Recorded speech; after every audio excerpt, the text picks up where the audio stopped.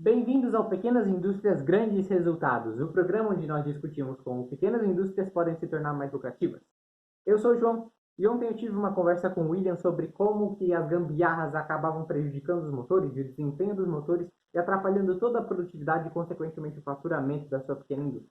Então fica ligado até o final, que no final ele mostra pra gente como que a gente pode montar uma planilha simples de acompanhamento do desempenho dos motores e impedir que isso possa prejudicar a sua produção lá na frente. Como que funcionava quando um motor quebrava em algum lugar que você trabalhou? Então, na maioria das empresas que eu trabalhei, que eu vi acontecer, havia havia muita falta de planejamento. Então, quando o motor queimava, pouca coisa era motor reserva, e isso é comum, não tem mesmo motor reserva, porque motor é um equipamento caro. Tem empresas aí que tem motor do meu tamanho, então o motor reserva não é uma saída para você ter uma eficiência na manutenção. Então, quando queimava algum motor e que era um motor um pouco mais especial, o que tinha que fazer? Tinha que fazer basicamente adaptação. Quando dava um problema numa máquina, a máquina não podia ficar parada, porque fábrica sempre tem a pressão de produção, tem a meta justinha para cumprir. Se passou 1 hora, se passou 2 horas sem produzir, vai afetar drasticamente no resultado final da produção. Então, pegava o motor reserva com as características mais próximas do que estava operando e colocava para trabalhar. E depois, que já tinha apagado o incêndio da sangria desatada da produção parada, a gente ia verificar o problema do motor, se fosse o caso mandava para reparo externo, para depois, quando voltar, colocar ele em operação de novo. Só que motor é uma coisa muito importante na fábrica e às vezes as pessoas não dão a devida atenção. É o motor que faz as coisas movimentarem na fábrica. Então, em pequenas empresas, talvez não tenha um corpo de pessoas especializadas para poder ver, ou até mesmo a correria do dia a dia, o objetivo é produzir, produzir, produzir, as pessoas não dão atenção e pode acontecer de o motor dar problema, não ter a reposição, e aí é o pior dos cenários. E isso me lembra até uma vez um episódio numa empresa que eu estava prestando serviços, que tinha uma máquina laminadora, cheia de motor para todos os lados. E a máquina laminadora ela trabalhava laminando chapas de latão. Fazia a espessura mais grossa até chegar na espessura de venda para outras empresas que trabalhavam com esse produto. Então, o que tinha acontecido aqui no motor que faz o enrolamento desse material, ele, depois de analisado, a gente viu que ele trabalhou vários dias freado, porque esse motor ele tem que ter um freio pneumático na traseira dele, porque quando ele para, ele tem que estancar logo o movimento. E esse freio ele trabalhou, vamos dizer assim, o motor trabalhou freado durante muito tempo. Isso foi aumentando a temperatura do motor, até que deu problema na isolação desse motor e esse motor queimou. Queimou a armadura, queimou a bobina da armadura dele. E quando queimou, a máquina parou. A máquina parou, o pessoal da produção cai em cima, porque é parada inesperada, ninguém está esperando isso. Então o pessoal da parte de manutenção da parte elétrica já vai correndo logo para ver como resolver. E a solução mais rápida foi essa que eu falei antes. É pegar o motor que estava encostado lá no almoxarifado da manutenção elétrica, era um motor que era de 5 CV a menos, que o motor que queimou era de 20 CV. Foi colocado um de 5 CVs porque era da mesma rotação e tinha como adaptar esse motor no lugar lá mais rápido. E para poder suprir a necessidade de não parar a produção, foi adaptado esse motor. Muito bem, adaptou o motor, deu aquela aliviada porque a produção voltou a funcionar, porém ela voltou a funcionar com um ritmo menor. Porque como o motor era menor, não dá para exigir a mesma velocidade da máquina. Então foi um compromisso... Menor fisicamente? Menor fisicamente de potência. Um motor de 20 CV é mais potente do que um motor de 15. Ah, tá, claro. Então ele teve que trabalhar, vamos dizer assim, num ritmo menor, para não prejudicar esse motor e não parar a produção novamente, até voltar ao motor original. E depois que foi colocado esse motor, a máquina voltou a funcionar em ritmo mais lento e a produção tinha que trabalhar 80% da rotação de produção para não prejudicar o motor. E só que quando o motor foi para fora, passa uma semana, passa 2 semanas, o motor reserva não tinha voltado ainda do reparo E como a produção via que o motorzinho estava dando conta dos 80% na velocidade da produção, eles mesmos iam lá e aumentavam um pouquinho o rendimento da máquina, e forçando mais ainda o motor. E com a correria do dia a dia, o pessoal da manutenção já tinha até esquecido daquela máquina. Estava dando atenção a outras urgências na fábrica, porque tinha outras coisas acontecendo. E esse motorzinho lá trabalhando. E o outro motor reserva até chegou do reparo, foi encostado lá no setor da elétrica para programar uma troca. Só que a produção nunca pode parar, os planejamentos estavam sempre atrasados e ficava sempre de agendar um dia e nunca que agendava, até que chegou um dia que o motorzinho reserva que estava lá, que era menor, também estourou. Mais uma parada repentina na fábrica, mais uma correria para poder substituir o motor. Nessa altura já poderia voltar o motor original, já tinham feito os reparos no freio, então fizeram a montagem do motor original e a máquina voltou a funcionar. Porém, nesse mês tivemos 2 paradas de produção e isso impactou a lucratividade da empresa com certeza. Então isso é um exemplo. Quanto tempo? Ficou 2 paradas que tiveram em um mês de produção. E isso prejudicou muito.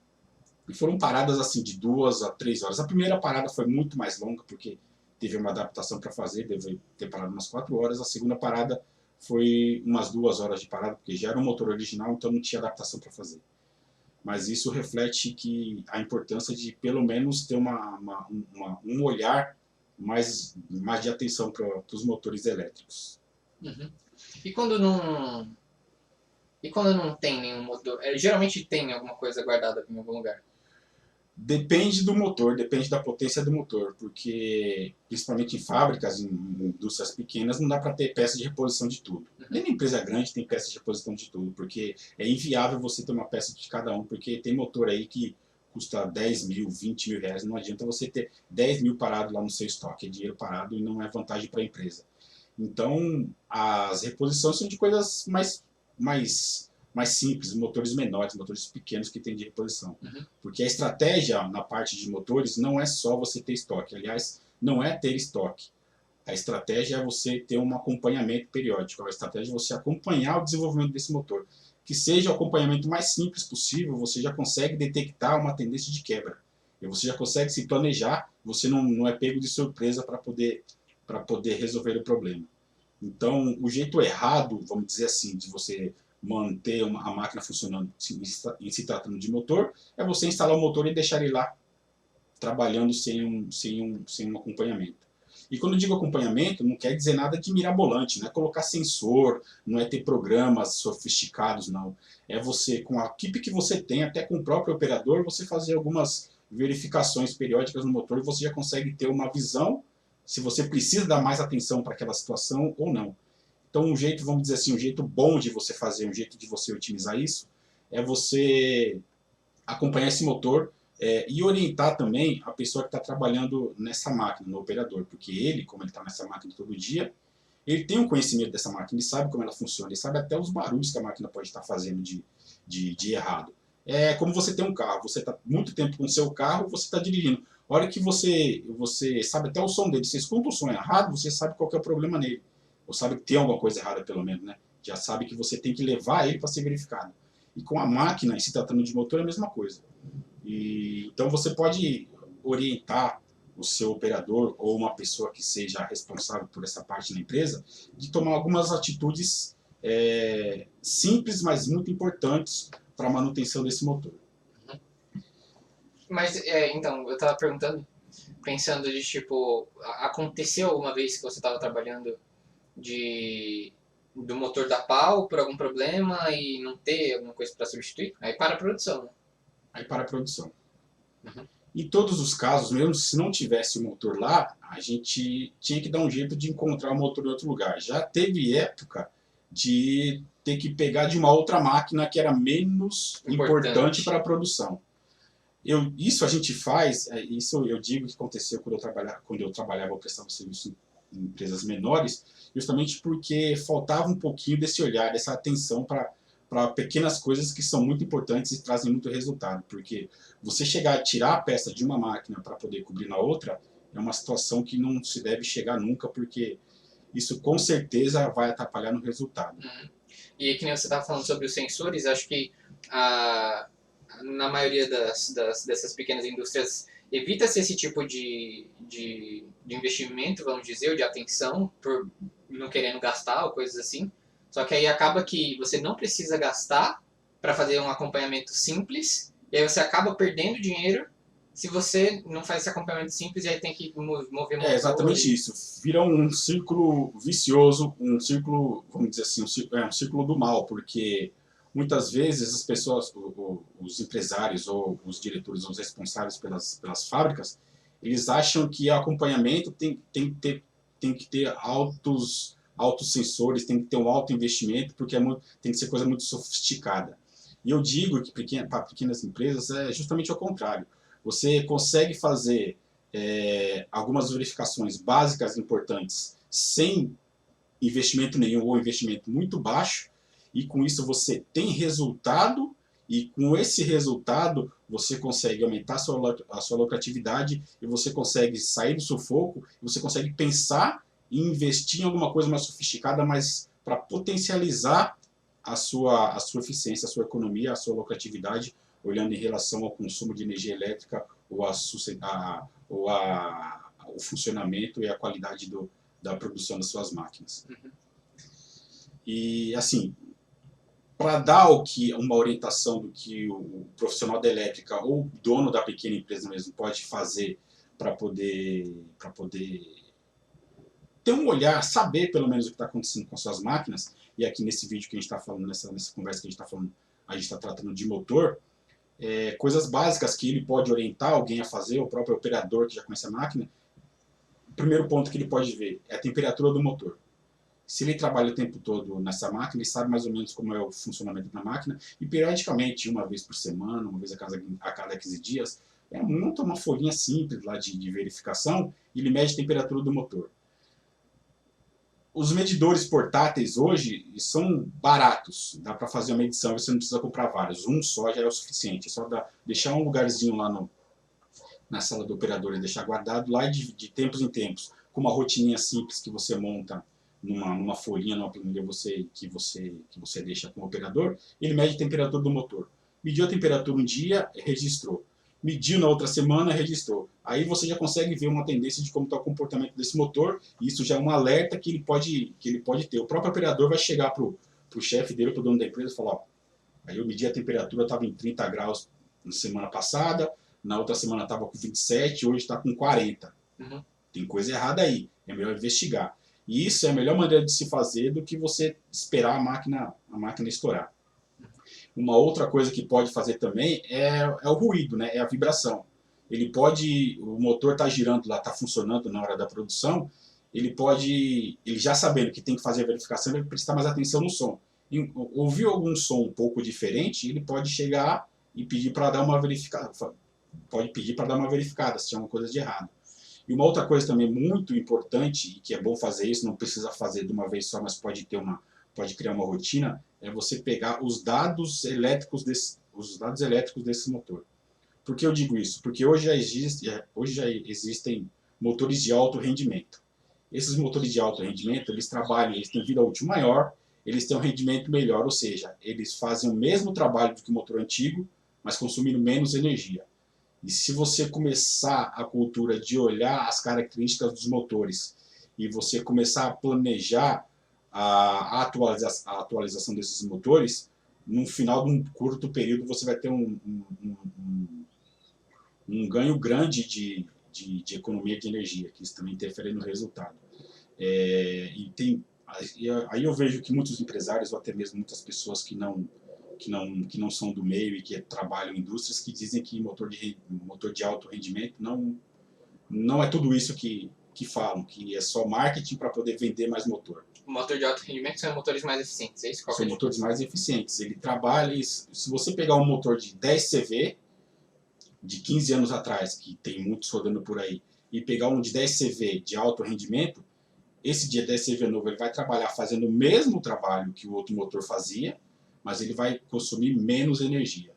Uhum. CV é a potência que ele tem para rodar. CV é a medida de potência do motor, cavalo-vapor. Tá. ou pode vir na sigla em inglês também, que é HP, Horsepower. Isso é a medida de potência mecânica do motor. É o quanto que ele consegue arrastar É no como se eixo fosse um dele. torque, é isso? Tem torque também, mas é a força que ele tem, é o poder que ele tem de trabalhar. Quanto maior você vê, mais forte é o motor, maior carga ele vai conseguir girar, conseguir arrastar.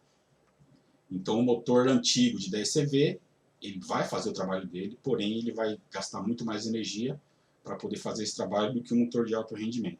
Sem contar o tempo de uso que esse motor já deve ter, e o alto rendimento ele consome menos e já é de uma tecnologia atual que ele vai ter muito mais durabilidade.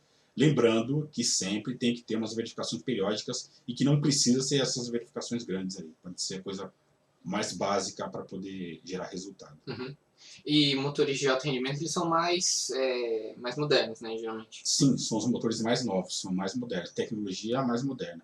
São motores mais leves, são motores até de tamanhos menores, porque eles já têm tecnologia mais avançadas, mas que fazem o mesmo trabalho comparando com o motor de 10 a 15 anos atrás. E por que o pessoal acha que não vale a pena? Então, porque é uma coisa que acho que não mostraram para ele isso, o quanto que vale a pena. E a gente pode mostrar isso fazendo alguns cálculos de rendimento de um motor antigo e de um motor atual de alto rendimento, que vai mostrar que ele consome menos e no final de um período aí de avaliação você consegue ver que a economia de energia dele já se faz pagar o investimento que você faz nele.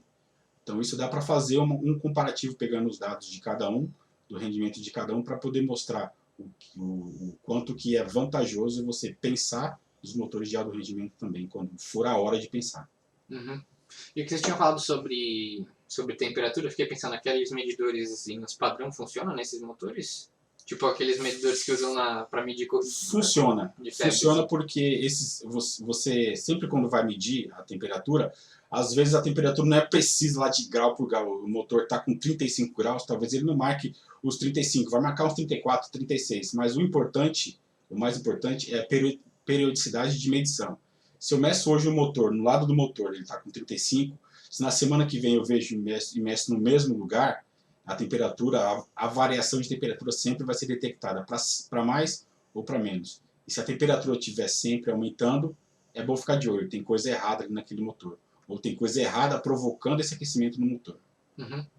E o que dá de problema se você deixar um motor que não é ideal lá? Tipo, nesse caso aí, se deixar o motor de 15 lá. Se você deixar um motor menor, ele vai trabalhar sobrecarregado. A vida útil dele vai diminuir drasticamente. Isso se ele não queimar antes. E aconteceu o que aconteceu no exemplo que eu falei. Vai queimar numa hora que ninguém está esperando. Se desse para prever a hora que fosse queimar, não ia ser tão trágico. Mas ele queima a hora que ninguém está esperando e é aquela correria. Mas por que ele queima? Ele queima porque ele vai trabalhar sobrecarregado. Ele vai ter uma força para poder arrastar maior do que ele consegue arrastar. Isso vai gerar aquecimento. E esse aquecimento vai aumentando gradativamente.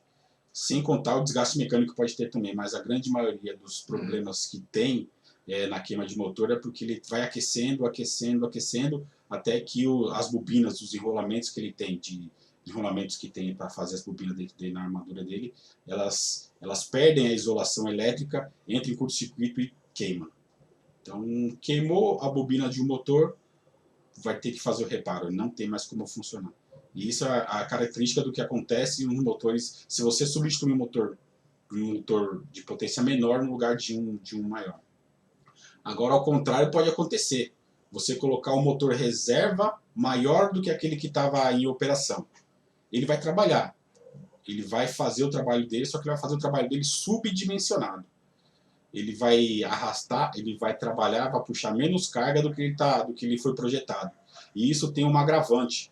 Porque o motor elétrico, para funcionar, como eu já expliquei em uma outra aula, em outro vídeo, ele depende da energia, ele tem energia ativa e energia reativa.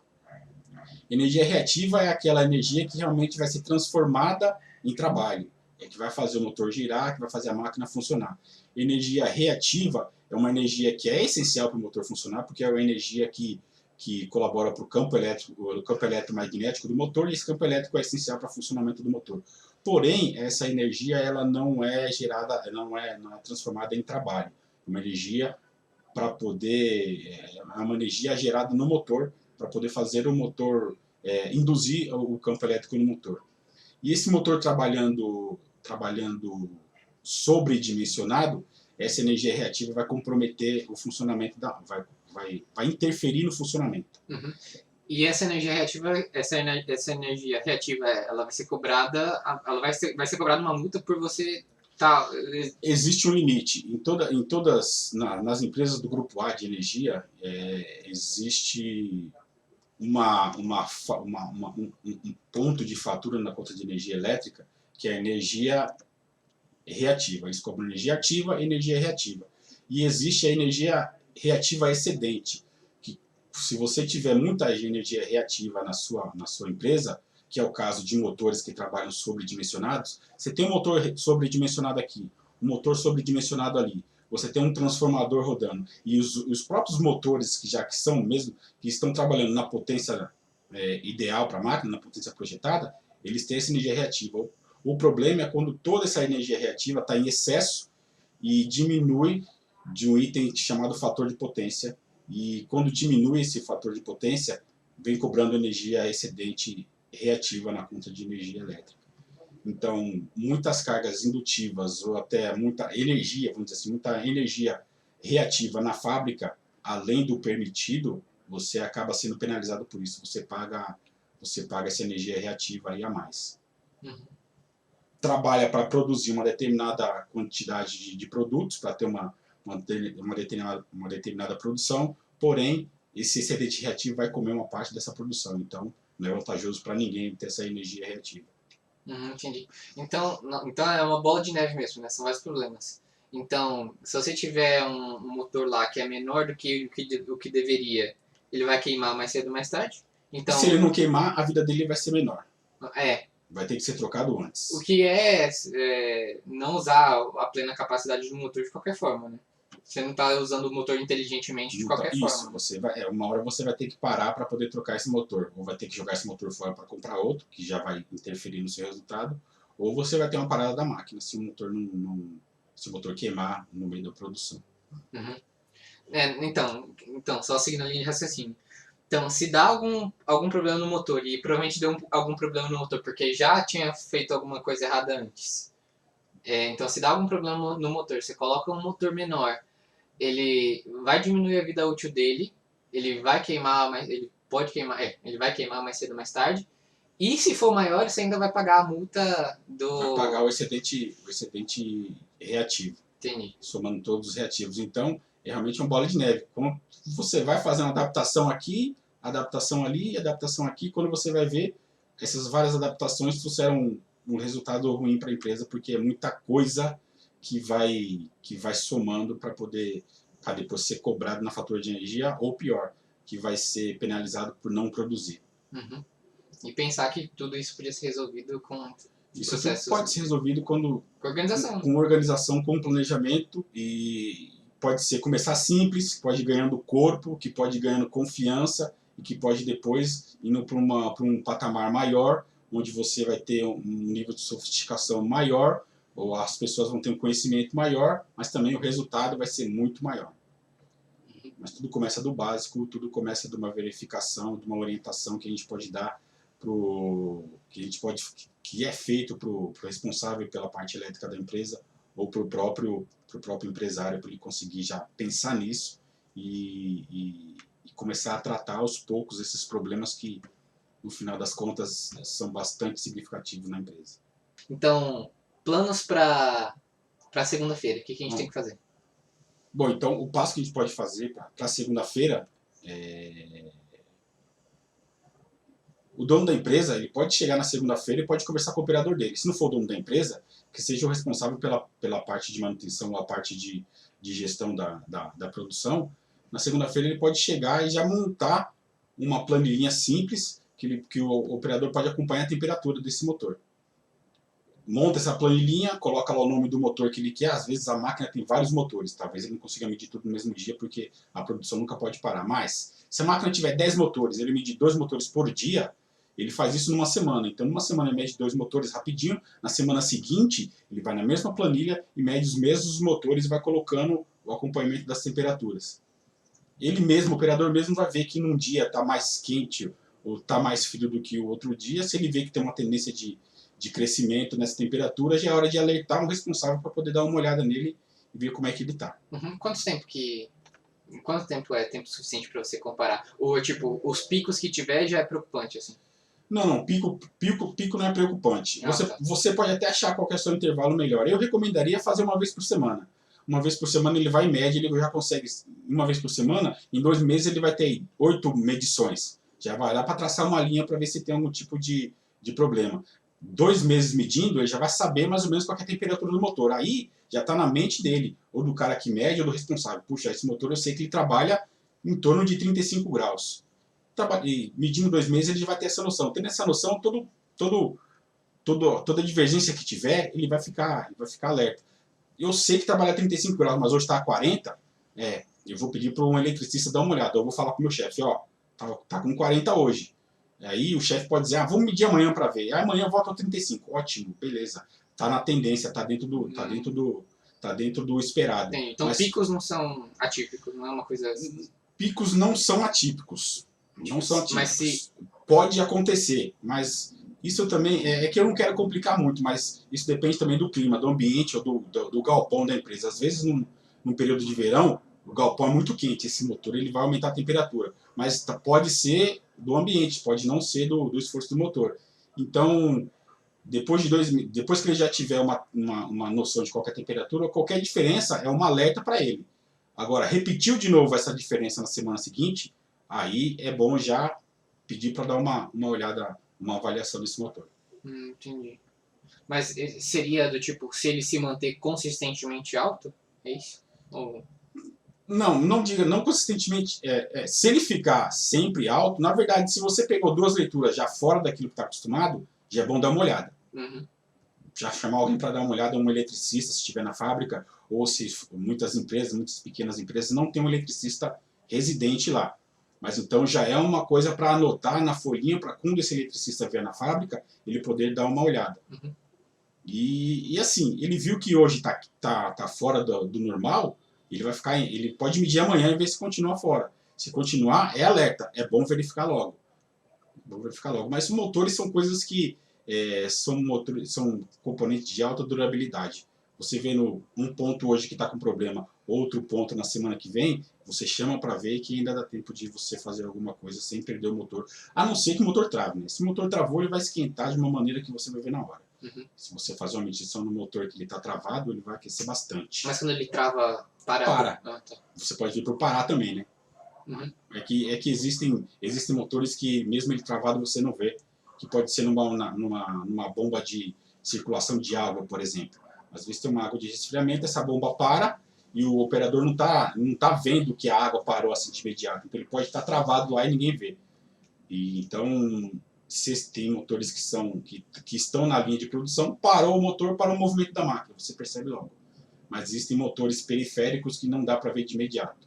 Aí você só vai perceber, talvez como aquecimento ou como desarmar o disjuntor, que também é um assunto importante a ser falado em qualquer outro momento. Uhum. Aqui é só para demonstração de uma planilhinha simples com a coleta de informações básicas de um motor que você que é o responsável pela empresa ou pela parte de produção, da parte até mesmo da parte elétrica da empresa, você pode delegar alguém para fazer essas medições ou você mesmo pode fazer, mas o que eu sugiro talvez é até o operador da máquina, que como ele já trabalha na máquina no dia a dia, ele já entende o comportamento da máquina, ele sabe dos motores, onde é que são os posicionamentos dos motores, e pode fazer esse acompanhamento e entendendo um pouco mais como funciona o perfil de temperatura dos motores, para ter uma indicação de como esse motor está se comportando.